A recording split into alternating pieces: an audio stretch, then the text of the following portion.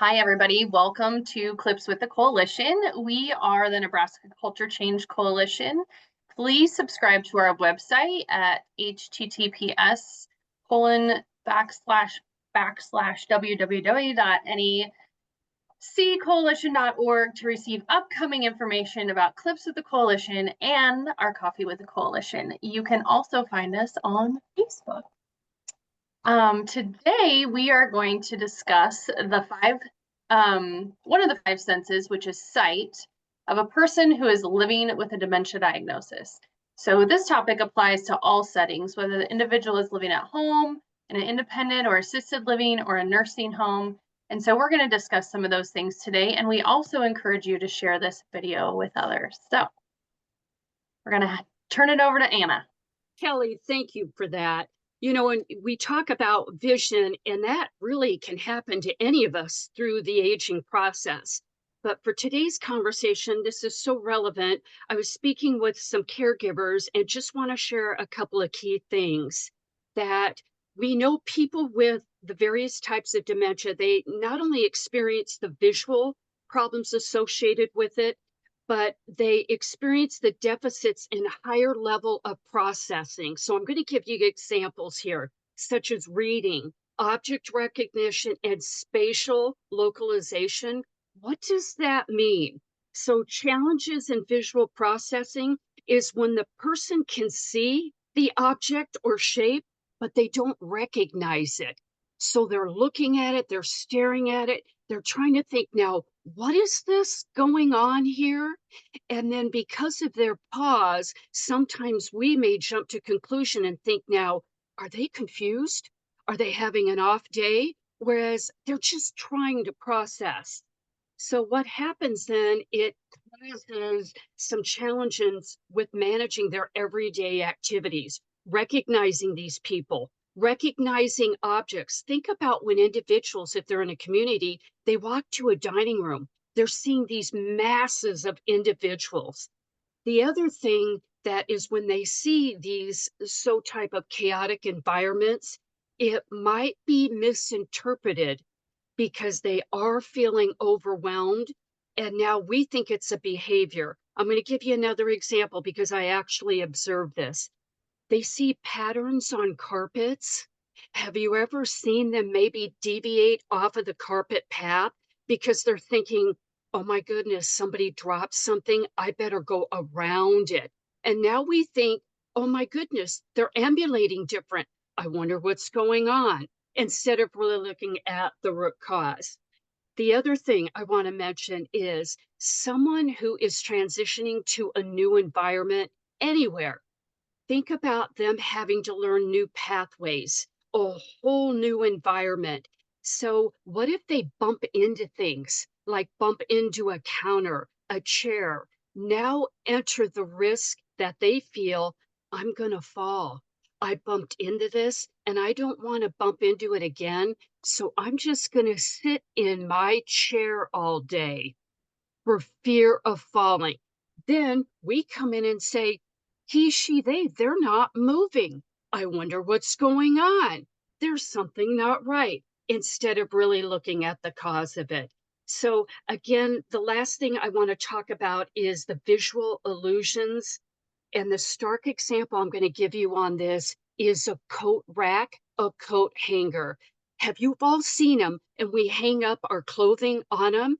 Well, to someone who has visual impairment and distortion of reality, they're going to think that that's a person on the wall. And so, just giving some tips, this is just so fresh on my mind after talking with caregivers when they're thinking, something's wrong with my mom.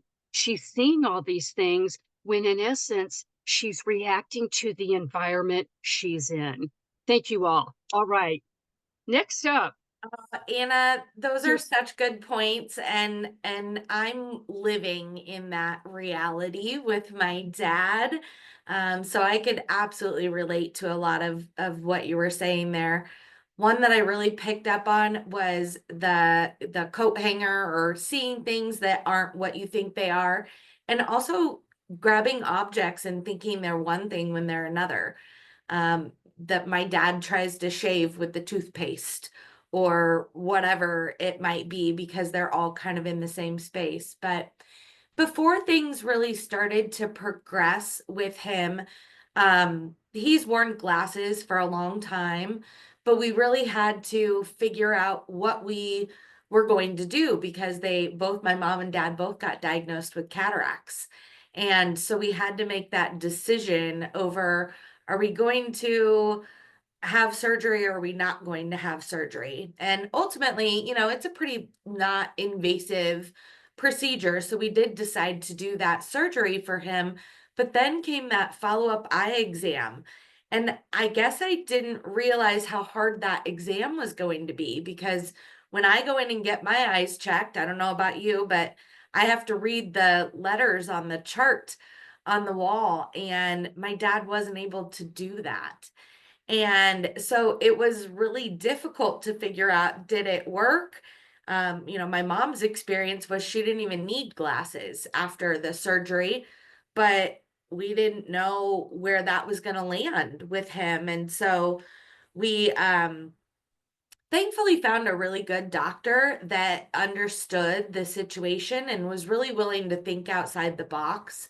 So they did some of the eye exams that they might use on like children, with the different shaped or different directions with the E's, or pictures, things that he was able to recognize, that was able to help us get through that. But think about those things when you go to the eye doctor, and making sure that they have accommodations for the person, because ultimately, our goal was really to give him the best life possible and the best eyesight possible. So that was our experience, but definitely dealt with several of the things that you were referring to, Anna. That is wonderful. Thank you for that story, Kirsten. So some practical considerations for supporting individuals and their vision is make sure, first of all, that they have the correct eyeglasses. A lot of times in our communities, well, and even me at home, I have a pair of glasses for computer work, and I have my regular glasses for when I'm out driving. You know how many times I have put on my computer glasses when I'm going to be leaving the house? Imagine living in a community where there's a bunch of eyeglasses around them. Somebody sets them down and somebody else picks them up. Make sure, first of all, you have the right pair of glasses with the right person, and then making sure that those eyeglasses are clean. That is one of the things that we forget to do, and it's so easy to forget to do that. And not only do we need to clean the eyeglasses in the morning, but maybe multiple times throughout the day. I don't know about you all, but my glasses by noon are all dusty again, and I got to clean them again. We need to do that for our other people who we care for as well. Then also, the thing that we also want to take a look at, and Anna alluded to this when she was talking about the carpeting. Well, what about shiny floors? We are so notorious in long-term care settings in our communities to have nice shiny floors, because we do the marketing to the children. But those shiny floors are detrimental to someone who is having difficulty with eyesight.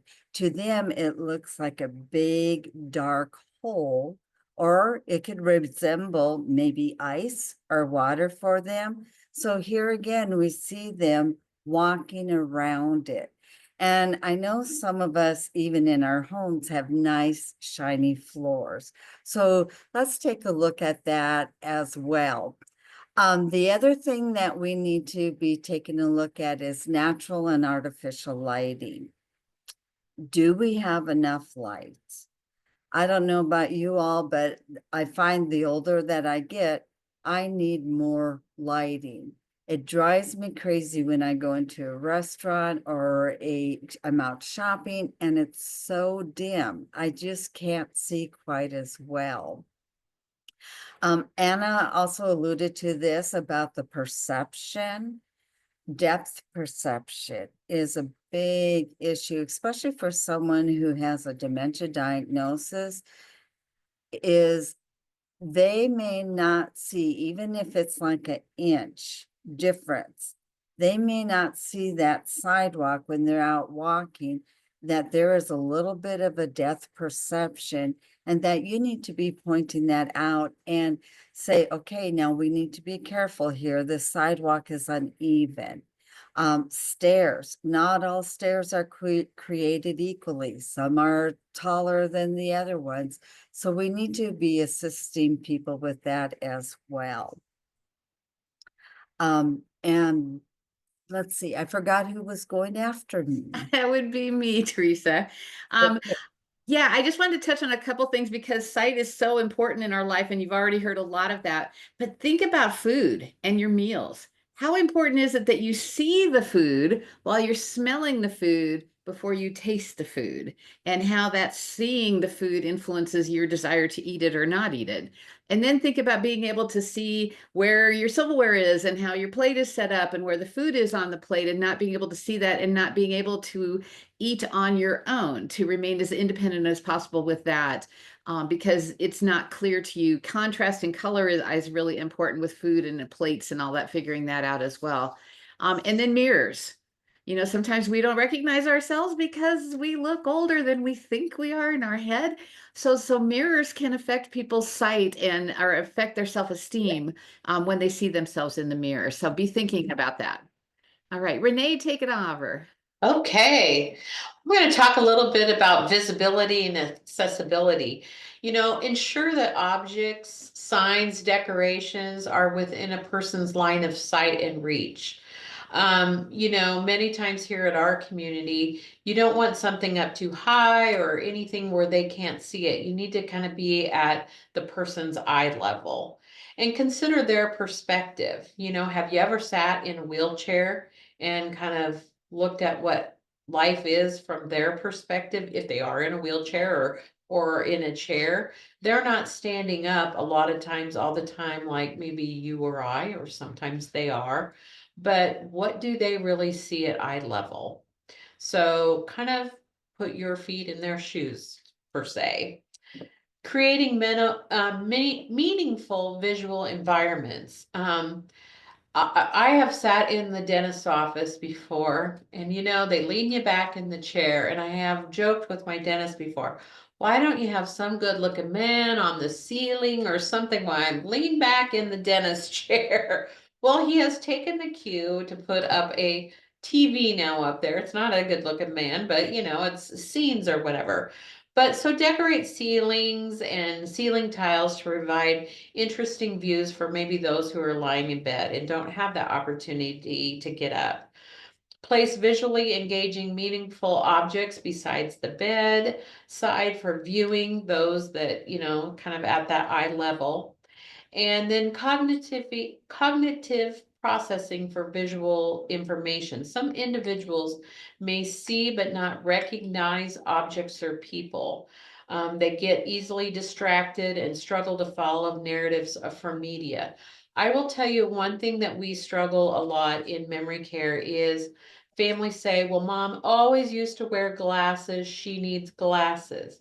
Well, sometimes it's not the glasses anymore. It's things just are not connecting with the brain anymore. It's not the glasses. It's not the seeing. It's just things just aren't connecting. So.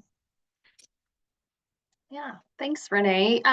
Thanks, guys, for joining us today. This has been a lot of great information as we continue our clips talking about the senses and how our older adults are affected by aging and the changes in our senses and how we can help them navigate through this and give them quality of life and impact culture change in your communities.